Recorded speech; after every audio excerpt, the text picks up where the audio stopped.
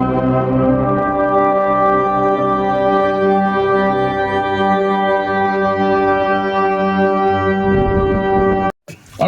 மரணம் ரெண்டு இருக்கிறது, ஒன்று சரீர மரணம், இன்னொன்று ஆவிக்குரிய மரணம்.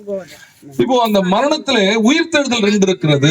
முதலாம் உயிர்த்தெழுதல், இரண்டாம் உயிர்த்தெழுதல். வெளிப்படுத்தல சொல்லு, அந்த முதல் உயிர்த்தெழுதல் இரண்டாம் உயிர்த்தெழுதல்ல 7 வரிசை இருக்கிறது. அந்த 7 வரிசையில முதல் 2 சாட்சிகள், அதுக்கப்புறம் பழைய ஏற்பாட்டு பரிசுத்தவான்கள், பொதுவாய் ரட்சிக்கப்பட்டவர்கள் 6வது, 7வது ரட்சிக்கப்படாதவர்கள். அப்ப இந்த 7 வரிசையில் இருக்கிறார்கள். இந்த 7 வரிசையிலே நாம எந்த வரிசையில் இருக்கிறோம் என்பதை முடிவு செய்வதுதான் மரணம். அப்ப இந்த மரணம் ஒரு மனிதனுக்கு வருகிற பொழுது நாம என்ன உணர்றோம் அப்படின்னு சொன்னா, அவ்வளவுதான் முடிஞ்சு போச்சுன்னு நினைக்கிறோம். இது முடிந்து போனதல்ல, இன்னொருவற்றின் தொடக்கம், இன்னொரு வாழ்க்கையின் தொடக்கம் என்பதை நாம் புரிந்து கொள்ள வேண்டும். ஆனால் மனிதன் மரித்த பிறகு அவனுடைய ஆவி மேலே போகிறது. வசனம் சொல்கிறது, ஆவி தன்னை தந்த தேவனிடம் போகிறது. அப்போ மிருகங்கள் ஆவி எல்லாம் பூமிக்கு அடியில போய் விடுகிறது. அப்போ மிருகங்கள் ஆவி எல்லா ஆவியுமே பூமிக்கு அடியில் போகிறது. மனுஷனுடைய ஆவி மட்டும் ஏன் மேல போகிறது என்றால், அது நியாய தீர்ப்புக்காக காத்திருக்கிறது. நியாய தீர்ப்புக்காக காத்திருக்கு. அப்ப இந்த நியாய தீர்ப்பு என்பது அப்படின்னா என்ன அப்படின்னா, நம்மளே நாமோ ஜட்ஜ்மெண்ட் பண்றதில்லை. புரியுதா? நீதி அப்படின்னு, நீதி என்னன்னா நியாயம் என்னன்னா, நான் முடிக்கிறேன். நீதி என்னன்னா நியாயம் என்னன்னா, நீதி என்பது எனக்கு நானே முடிவு செய்வது. எனக்கு நானே முடிவு செய்து கொள்வதற்கு பேரு நீதி. நான் போயிட்டு இருக்கிறேன், 1,000 கோல்டு விழுந்துட்டு இருக்குது, அதை நான் கையில் எடுத்து இப்ப நானே நீதி பேசணும். என்னன்னு, இது என்னுடையது அல்ல. இதை நான் பார்க்கும்போது எனக்கு ஒரு மகிழ்ச்சி வருதுன்னா, இதை தொலைச்சவங்களுக்கு எவ்வளவு வேதனை வரும். அப்ப இத யார் கையில சேர்க்கணுமோ அவங்க கையில சேர்க்கணும் அப்படின்னு நான் எனக்குள்ளவே நான் வகுத்துக் கொள்வதற்கு பேர் என்னது? நீதி. இப்படி நான் வகுக்கும் போது எனக்கு சரீரம் ஒரு பிரச்சனையை கொண்டு வரும். என்ன பிரச்சனைனா, எவன் யோக்கியமாகறான், நீ எத்தனை போய் குத்துட்டா மட்டும் அது போலீஸ் ஸ்டேஷன்ல அவங்களை குத்துருவாங்களா, அது நீ அவனுக்கு எடுத்துப்பானுங்களே, இப்படி இன்னொரு பக்கம் வரும். அவன் எவன் எடுத்துக்கிறானே எடுத்துக்கலையோ, ஆனா இது எந்த கிடையாது அப்படின்னு நான் தீர்மானம் எடுப்பதுக்கு பேர் தான் என்னது? நீதி.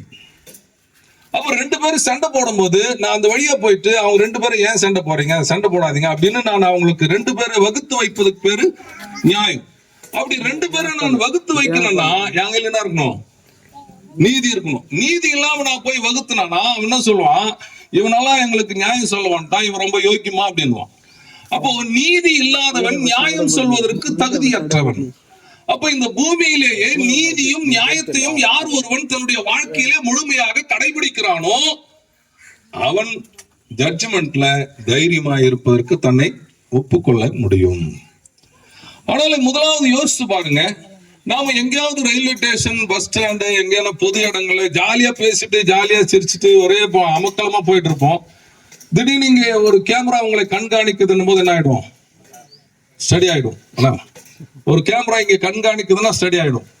ஆனா நம்ம எப்பவுமே புரிஞ்சுக்கணும், நம்மள ஒரு கேமரா எப்பவுமே பார்த்துனுக்குதுன்னு புரிஞ்சுக்கணும். புரியுதா? ஒரு கேமரா அவருடைய கண்கள் எப்பொழுதுமே என்ன பண்ணிக்கிறதா?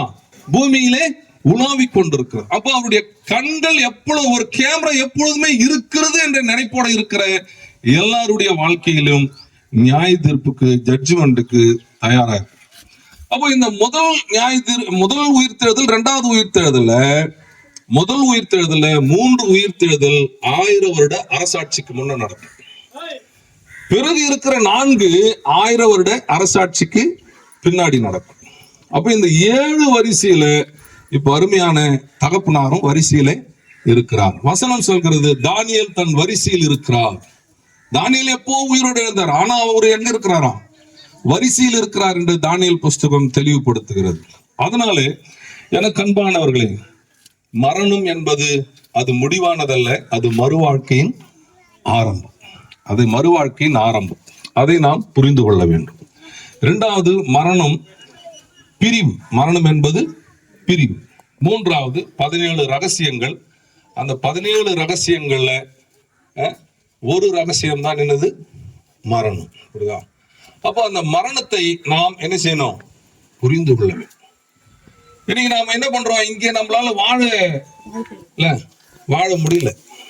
எப்படி வாழ முடியல? அவங்க இந்த பக்கம் போக கூடாது, இவங்க அந்த பக்கம் போக கூடாது, அந்த சந்தில வரக்கூடாது, இந்த சந்தில வரக்கூடாது.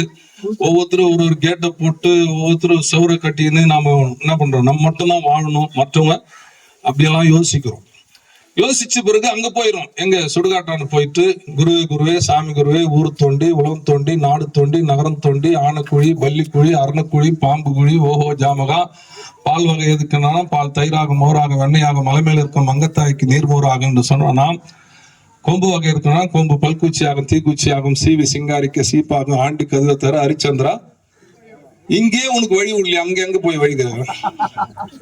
அப்ப இங்கே உனக்கு வழி இல்லை, வாழறதுக்கு உண்டான வழியே இங்க இல்லாதப்போ நீ சுடுகாட்டான போய் வழி கேட்டுக்கிற. அப்போ என்ன விஷயம்னா, உனக்கு வழி இங்க இல்லை. புரியுதா?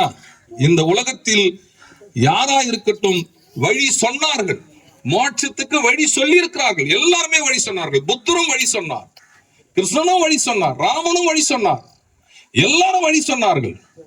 ஆனால் நானே வழி என்று சொன்னது உலகத்தில் இயேசு மட்டுமே. இயேசு மட்டும்தான் நானே வழி என்றாரு தவிர மற்றவங்க எல்லாம் என்ன பண்ணாங்க, இந்த வழியா போலாம், நீங்க அமைதியா இருந்தா இப்படி போலாம், நீங்க பரிசுத்தமா இருந்தா இப்படி போலாம், நீங்க ஆசை இல்லாம இப்படி போலாம் அப்படின்னு வழி சொன்னாங்களே தவிர நான் தான் வழி என்று சொன்னது இயேசு மட்டும்தான். வேற யாரும் சொல்ல முடியாது, சொல்லவும் முடியாது. இப்ப நான் ரோட்ல நின்று காலாஸ்திரிக்கு என்ன வழி கேட்டாங்கன்னா, நான் தான் காலாஸ்திரின்னா என்ன பண்ணுவான், என்ன ஒரு மாதிரி பாப்பான், லூஸ் ஆகிறான்னு சொல்லி. அப்போ காலாஸ்திரிக்கு வழி சொல்லலாம், ஆனா நான் தான் காலாஸ்திரின்னு சொல்ல முடியாது. அப்போ உலகத்தில் ஒரே ஒரு ஆளுக்கு தான் அந்த தைரியம் இருக்கிறது. அது யாருதான்? இயேசு மட்டும்தான். ஏனென்றால் எல்லாருக்கும் 2 நாட்கள், ஒன்று பிறந்த நாள், இன்னொன்று மரண நாள். இயேசுவுக்கு மட்டும்தான், உலகத்திலே இயேசுவுக்கு மட்டும்தான் 3 நாள்: பிறந்த நாள், இறந்த நாள், உயிர் தெழுந்த நாள். இயேசு